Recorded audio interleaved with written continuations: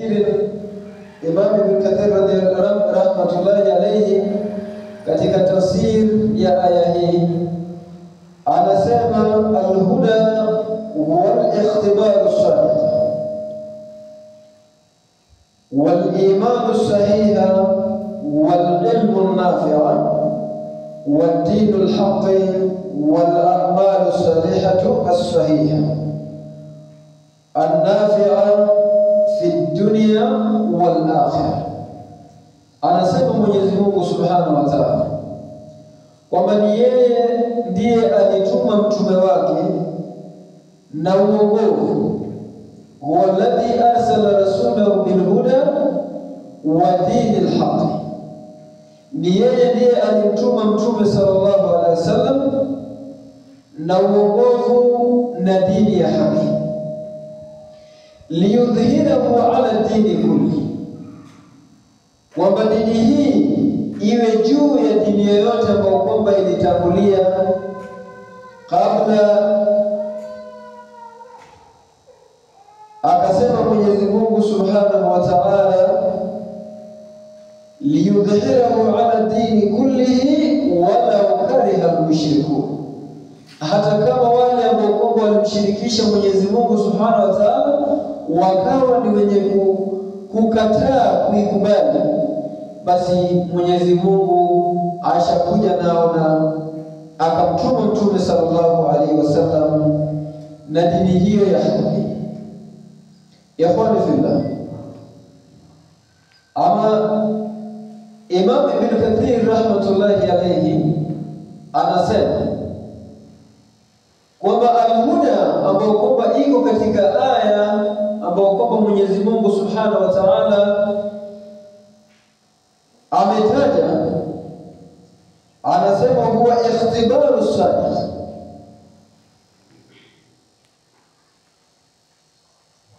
wal imanu sahih,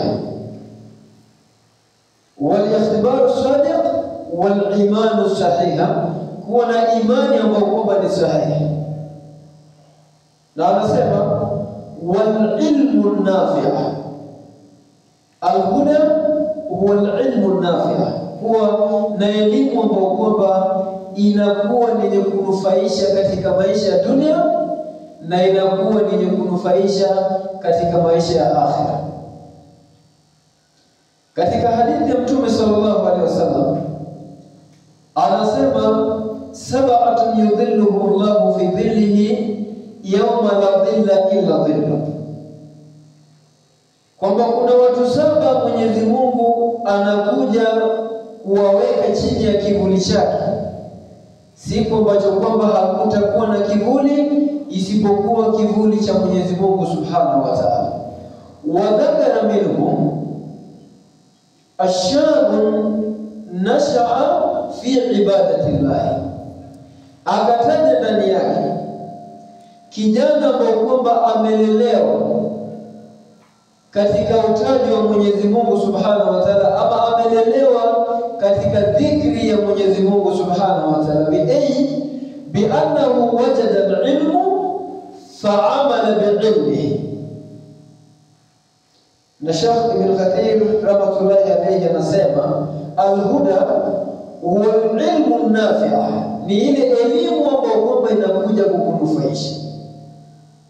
Umekuwa ni mwenye kujua kwamba Mwenyezi Mungu Subhanahu wa Ta'ala ndiye mmoja apasaye kuabudiwa kwa haki, dhalika ilmu, hiyo ni elimu. Falidha, ukishajua hayo na ukaenda kinyume na ile sheria ya Mwenyezi Mungu Subhanahu wa Ta'ala, basi elimu kama hiyo haija kunufaisha katika maisha yako ya dunia, kisha fil akhirah sawfa tus'al. Katika hadithi nyingine Mtume sallallahu alaihi wasallam anasema idha mata ibn adam inqata'a amaluhu illa fi thalath au illa min thalath, au kama jaa fi hadith, kwamba akifa mwanadamu amali zake zote zinakuwa ni kukatika. Hawezi akaenda kazi ambayo kwamba alikuwa ni mwenye kwenda, hawezi akashughulika na hali ya kuletea ama wala hawezi akashughulika na kuwaelimisha watoto wake vile alivyokuwa anavyofanya, hakuna kitu chochote anaweza kushughulika nao. Yaani amali yake yote inakuwa ni kukatika. Kisha anasema Mtume sallallahu alaihi wasallam, illa min thalatha, isipokuwa kwa mambo matatu. Akataja Mtume sallallahu alaihi wasallam au waladun salih, ama kijana ambaye kwamba ni mwema, ambaye kwamba alikuwa ni mwenye kuelimishwa dini, akawa ni mwenye kutumikia ile elimu ambayo kwamba alipata kwa dini kwa ajili ya kunufaisha mzazi wake. Ama akasema au ilmun yuntafa'u bihi, ama elimu ambayo kwamba inanufaisha. Pengine alikuwa ni mwalimu wa madrasa, akawa ni mwenye kufunza vijana, na vijana wakatoka kule hali ya kuwa wamejua dini ya Mwenyezi Mungu, wamehifadhi ya Qur'an al-Karim, wamehifadhi hadithi za Bwana Mtume sallallahu alaihi wasallam. Kwa hiyo inakuja katika silsila kama hiyo kwamba huyu kijana kesho pia anakuja kuelimisha, yule kijana kesho kutwa anakuja kuelimisha, na hiyo silsila inakuwa ni yenye kuendelea. Na wakati silsila kama hiyo inakuwa ni yenye kuendelea, basi elimu huo inakuwa ni elimu ya kunufaisha. Na ndio kwa sababu katika tafsiri ya aya hii, huwa alladhi arsala rasulahu bil huda wa dinil haqq liyudhhirahu ala dini kullihi walau kariha mushrikun. Katika tafsiri yake Ibn Kathir rahmatullahi alayhi anasema kwamba al-huda huwa imanu sadiq wal ikhtibaru sadiq, wal-imanu sahih wal ikhtibaru sadiq wal ilmu yuntafa'u bihi wal ilmu nafi'. Walidha elimu ambayo inakunufaisha katika maisha ya dunia inakuwa ni miongoni wa uongozo ambao kwamba muumini anakuwa ni mwenye kukipata mbele ya Mwenyezi Mungu Subhanahu wa Ta'ala, kama vile ilivyokuja katika hadithi ya Bwana Mtume Muhammad sallallahu alaihi wasallam, na kama vile ilivyokuja katika tafsiri ya aya ya Al-Qur'an al-Karim. Ndugu zangu Waislamu, Mtume sallallahu alaihi wasallam alipokuwa ni mwenye kutumwa na Mwenyezi Mungu Subhanahu wa Ta'ala, alitumwa na Mwenyezi Mungu na dini sahihi, na dini ambayo kwamba ni sahihi ni dini hii yetu ya Uislamu. Walidhalika Mtume sallallahu alaihi wasallam hajawacha mwanya hata mmoja na kuhakikisha ya kwamba ile umma ambayo kwamba inakuja baada yake imekuwa ni kujiami na mambo ya dini ya Uislamu. Hadithi inapokelewa kutoka katika Sahihul Muslim, na hadithi imepokelewa na Imam Tirmidhi, hadithi ya Abdullah bin Abbas radhiyallahu anhu. Anasema Abdullah bin Abbas radhiyallahu anhu, anasema kuntu khalfa an-nabiy sallallahu alayhi wasallam faqala ya ghulam inni uallimuka kalimat. Anasema Abdullah bin Abbas radhiyallahu anhu kwamba siku moja alikuwa nyuma ya Mtume sallallahu alaihi wasallam. Mtume sallallahu alaihi wasallam alipokuwa ni mwenye kuwa na vijana ama watoto wadogo, alikuwa ni mwenye kuelimisha dini ya Uislamu na vile Mwenyezi Mungu anataka, na kuhakikisha kwamba elimu hiyo ni elimu ambayo inakuja kunufaisha umma baada ya umma. Na kwa kweli elimu hiyo ya Mtume sallallahu alaihi wasallam imekuja kutunufaisha mpaka leo hii sisi tumekuja kupata dini kwa hali ya usuruhu. Anasema Abdullah bin Abbas radhiyallahu anhu, kuntu khalfa an-nabiy sallallahu alaihi wasallam faqala ya ghulam, alikuwa nyuma ya Mtume sallallahu alaihi wasallam, na Mtume sallallahu alaihi wasallam akamwambia, ewe kijana, inni uallimuka kalimati, kwa hakika mimi nataka kukufunza baadhi ya kalima. Mimi nataka kukufunza baadhi ya kalima. Akasema Mtume sallallahu alaihi wasallam, ihfadhillaha yahfadhka, muhifadhi Mwenyezi Mungu basi atakuhifadhi. Hadithi hii ni hadithi ambayo kwamba ukiiona ina kalima fupi ambayo kwamba pengine unaweza kuichukulia katika hali ya udogo, unaweza kuichukulia kama haina athari kubwa sana, lakini iko na athari kubwa sana katika maisha ya muumini. Anamwambia Mtume sallallahu alaihi wasallam, ewe kijana, na kufunza kalima, na kalima hii ambayo kwamba unafunzwa leo hii unahitajika kuishika na kuhifadhi. Na leo hii tumepata kalima kutoka kwa Abdullah bin Abbas radhiallahu anhu. Anasema Mtume sallallahu alaihi wasallam, ihfadhillaha yahfadhka, muhifadhi Mwenyezi Mungu subhanahu wa ta'ala, na Mwenyezi Mungu atakuwa ni mwenye kukuhifadhi. Kijana, utahifadhi vipi Mwenyezi Mungu subhanahu wa ta'ala? Utamuhifadhi Mwenyezi Mungu subhanahu wa ta'ala kwa kuhifadhi sheria na matendo ambayo kwamba Mwenyezi Mungu subhanahu wa ta'ala anahitaji kwako wewe kuzishikamana nazo. Utakuwa ni mwenye kuhifadhi Mwenyezi Mungu subhanahu wa ta'ala katika hali yako ya ujana, Mwenyezi Mungu atakuhifadhi katika hali yako ya uzee. Utahifadhi Mwenyezi Mungu subhanahu wa ta'ala katika hali yako ya kuwa na mali. Kesho ukikosa mali kama hiyo, Mwenyezi Mungu atakuja kukuhifadhi katika hilo hali ambayo kwamba utakuwa. Utahifadhi Mwenyezi Mungu subhanahu wa ta'ala, na Mwenyezi Mungu anakuja kuhifadhi generation yako. Yaani wale ambao kwamba wanakuja kutoka kwa mgongo wako, Mwenyezi Mungu anakuja kuwahifadhi. Ukilingania na hadithi ya Mtume sallallahu alaihi wasallam, idha mata ibn adam inqata amaluhu illa fi thalatha au illa min thalatha. Ukiangalia hadithi hiyo, anasema au ilmun yuntafa'u bihi, au elimu ambayo kwamba inanufaisha. Elimu ambayo kwamba inanufaisha ni kwamba bwana huyu alimhifadhi Mwenyezi Mungu katika hali yake, akachukua watoto wake akawaweka katika hifadhi ya Mwenyezi Mungu, basi Mwenyezi Mungu anakuja kuwahifadhi vijana hawa katika maisha yao ya kesho wakati baba hayupo. Na hayo yatakuwa yenye kumnufaisha yeye mzazi, kwa sababu kijana yule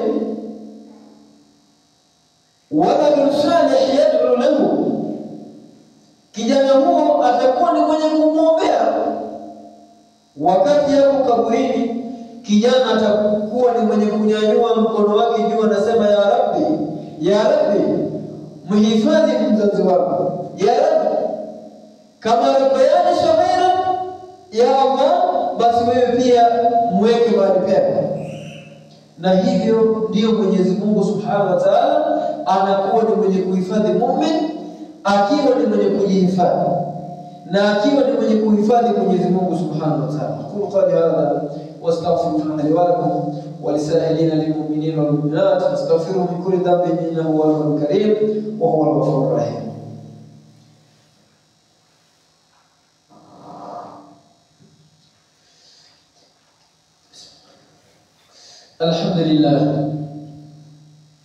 Alhamdulillahi rabbil alamin, wa bihi nasta'inu min umuri dunya wad din, wa nusalli wa nusallimu ala rasulil karim Muhammad ibn Abdullah wa ala alihi wa ala ashabihi wa man tabi'ahu bi ihsan ila yawmiddin, amma ba'd. Ikhwani fillah, na wahusieni pamoja na kuhusia nafsi yangu kwa kumcha Mwenyezi Mungu subhanahu wa ta'ala, na tujue ya kwamba wale ambao wanamcha Mwenyezi Mungu subhanahu wa ta'ala wanakuwa ni wenye kunufaika katika maisha hii ya dunia, na wanakuwa ni wenye kuhifadhika na ni wenye kufaulu katika maisha ya dunia. Mtume sallallahu alaihi wasallam anasema, akimwambia kijana Abdullah bin Abbas radhiyallahu anhu, ihfadhillaha yahfadhak, mhifadhi Mwenyezi Mungu Subhanahu wa Ta'ala, basi Mwenyezi Mungu atakuwa ni mwenye kukuhifadhi. Ihfadhillaha tajidhu tujahak.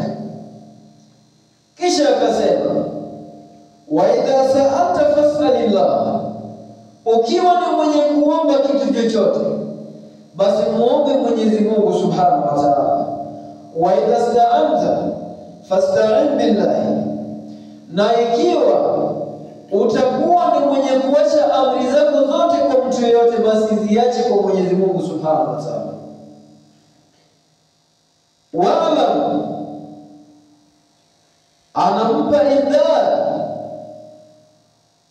Abdullah bin Abbas, anapewa indhar na Mtume sallallahu alaihi wasallam, anasema na ujue ya kwamba anna al-umma la yajtama an yanfa'uka bi shay'in lam yanfa'uka illa bi shay'in qad katabahu Allah lak.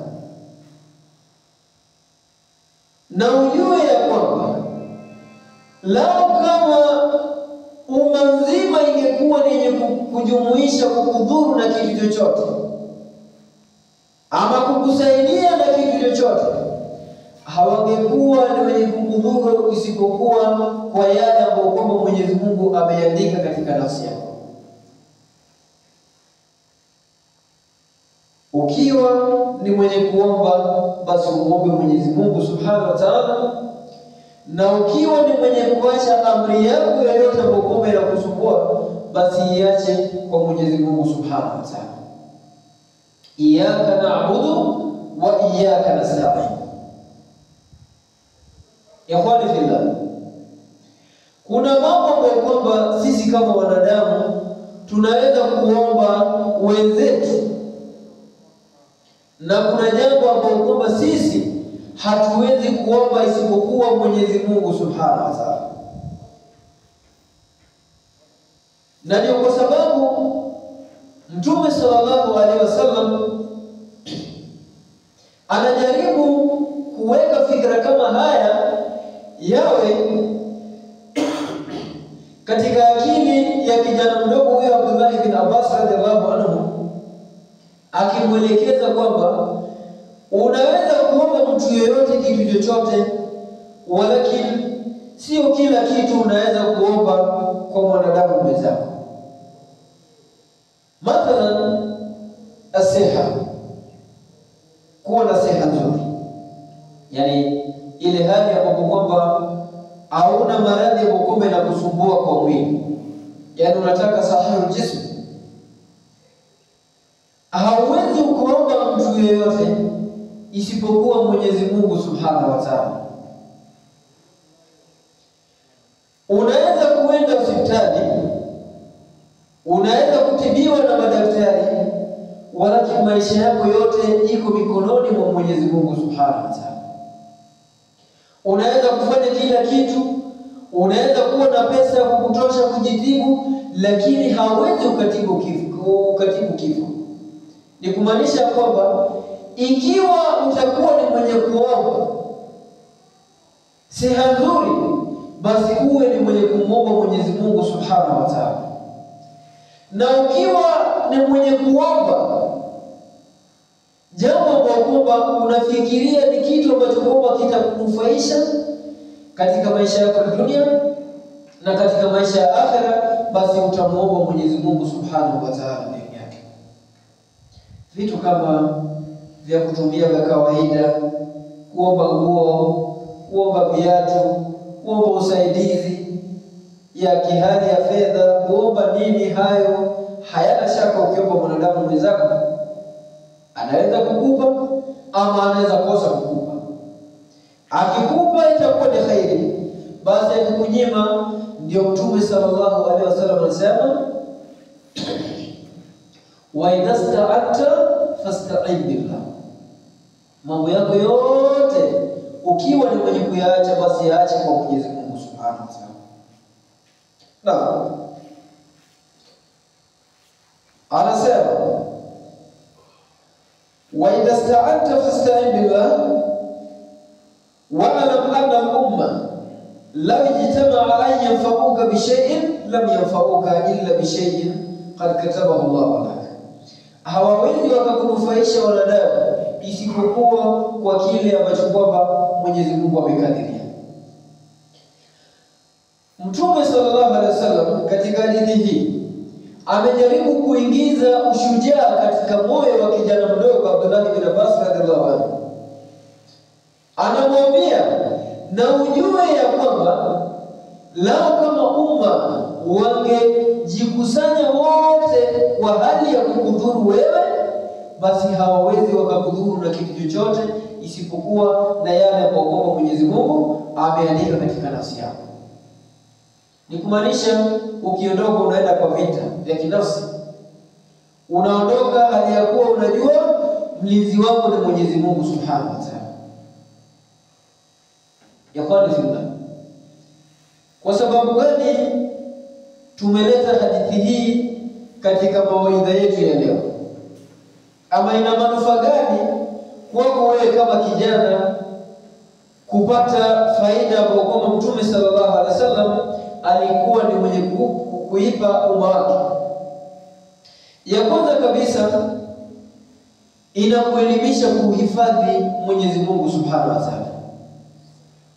Unakuwa ni mwenye kujua kumuhifadhi Mwenyezi Mungu Subhanahu wa Ta'ala kuna manufaa ndani yake, na unakuwa ni mwenye kujua kwamba kumuhifadhi Mwenyezi Mungu ni kumaanisha lazima uwe ni mwenye kushikamana na swala na uwe ni mwenye kushikamana na amri zote ambazo kwamba Mwenyezi Mungu aliamrisha Mtume sallallahu alaihi wasallam.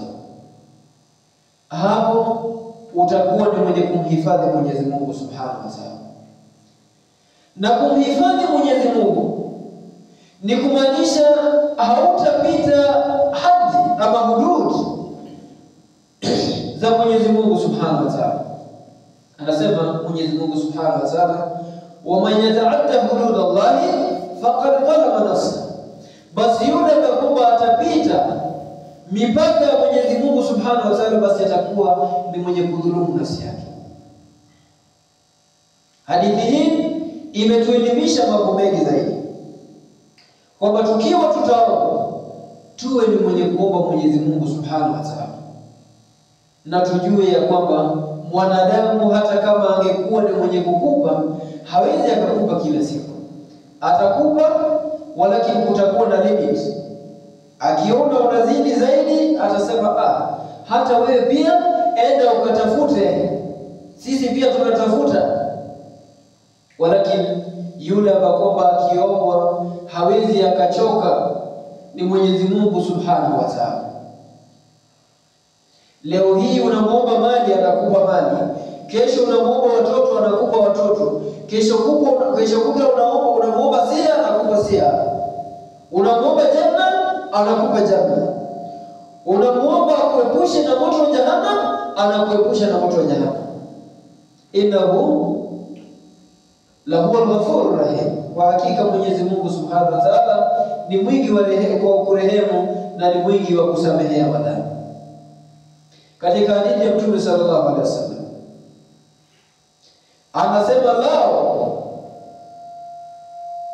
lao kama dhambi zenu zote zingefika mpaka samaa, zingejaa mpaka zifike samaa, kisha mje kwa Mwenyezi Mungu Subhanahu wa Ta'ala mkamuomba maghfira, la ghafarakum, angekuwa ni mwenye kuwasamehea. Walakini kosea mwanadamu leo hii, kesho ukosea, atakwambia kosa sio kosa, lakini kurudia kosa ndiyo makosa. Kwa hivyo ukirudia mara ya pili, atakuwa ni mwenye kuchukua sheria na ya Mwenyezi Mungu Subhanahu wa Ta'ala. Anasema Mtume sallallahu alaihi wasallam, hata kama itafika anana samaa, madhambi zifike samaa, kisha ukaja mutawadhiha ila Allah, atakuwa ni mwenye kukusamehea madhambi zako. Kwa hivyo vijana leo hii katika umri mambo imekuwa ni kubadilika.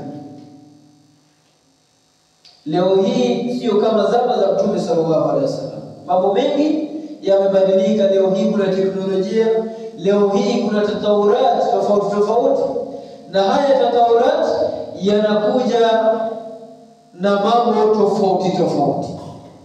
Ziko na benefit na ziko na shida ambayo kwamba inaleta katika mujtama, athari ambayo kwamba inaleta katika mujtama.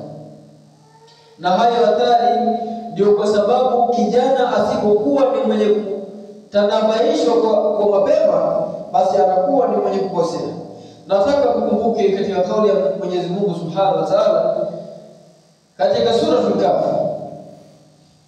Mwenyezi Mungu Subhanahu wa Ta'ala alipotuma Nabii Musa alayhi salam kwenda kwa Khidri, akaja akapata huyo mja wa Mwenyezi Mungu ambaye kwamba alikuwa ni mwenye kupewa elimu zaidi. Kwa hivyo akaomba kuwa sahaba wa huyo mja wa Mwenyezi Mungu Subhanahu wa Ta'ala. Wakawa ni wenye kutembea, na kila walipokuwa wakitembea alikuwa Musa alayhi salam anamuuliza swali, walakini pale nyuma alimpea nidhara, akampea onyo, akamwambia ikiwa utakuwa ni mwenye kunifuata, basi usiniulize swali yoyote mpaka nitakujulisha kuhusu jambo kwamba nimelifanya. Walipofika katika kijiji, wakaomba wanakijiji wapewe chakula, basi wanakijiji wakakataa kuwapea chakula. Huyo mja wa Mwenyezi Mungu Khidri akafika katika nyumba moja, akapata nyumba hiyo kuta zake zilikuwa zinaanguka. Akainua ukuta huo, na baada ya kuinua ukuta huo, Musa alayhi salam akamwambia, lau kama ungependa ungechukua ajira kwa kazi ambayo kwamba umeifanya, ili tupate vile tunaweza kukula, kwa sababu tuko njaa. Na wakati huo, kwa sababu alikuwa ni mwenye kupewa onyo, na akaambiwa ya kwamba usiulize swali yoyote mpaka mimi nitakujulisha kwa sababu gani nimefanya jambo kadha, kwa sababu gani nimefanya kadha, kwa sababu gani nimefanya kadha. Khidri alayhi salam akawa ni mwenye kumwambia Musa alayhi salam, hadha firaqu baini wa bainak, leo hii itakuwa ni mwisho wangu mimi na wewe, hatutakuwa ni mwenye kusonga mbele. Akaja ni mwenye kuanza kumsimulia hadithi moja baada moja, akafika kwa ile ukuta ambao kwamba aliujenga, na Musa alayhi salam akamwambia aombe ajira ili waweze wakapata chakula.